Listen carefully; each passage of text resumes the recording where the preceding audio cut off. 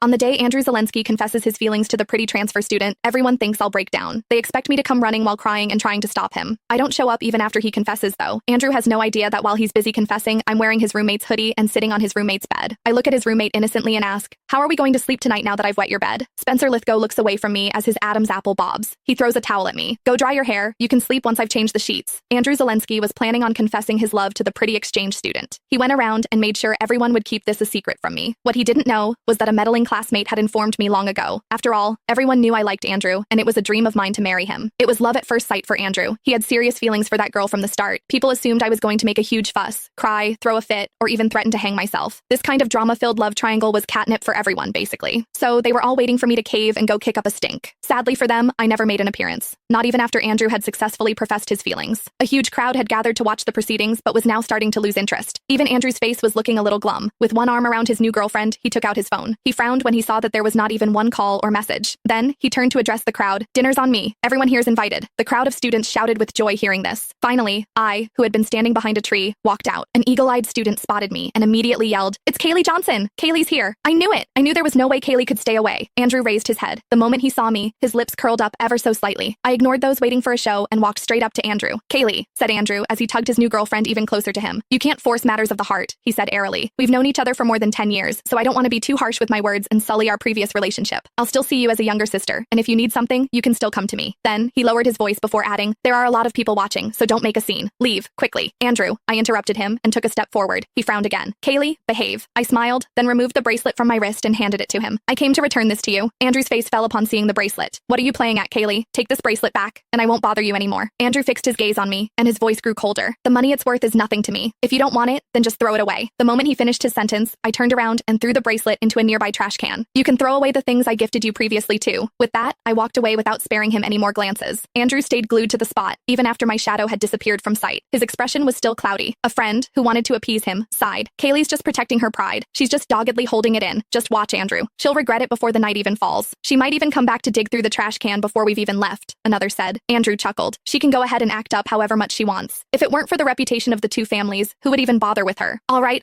don't be mad. You need to be celebrating tonight. Don't let her ruin your fun." Andrew turned his gaze toward his gorgeous new girlfriend and promptly discarded the thought of the annoying Kaylee from his mind. After all, by tomorrow, he thought I would be acting as if nothing had happened again. He thought I'd be waiting for him at his dorm and pestering him to go to class together like usual. He had already seen similar antics from me in all these years. The rain was pouring down while I was walking along the riverside. I stood under my umbrella in the rain, thinking about the dreams I had a few days ago. In these dreams, I had caused a huge scene when Andrew confessed his love to Sienna Slangdon. I even jumped into this river that very night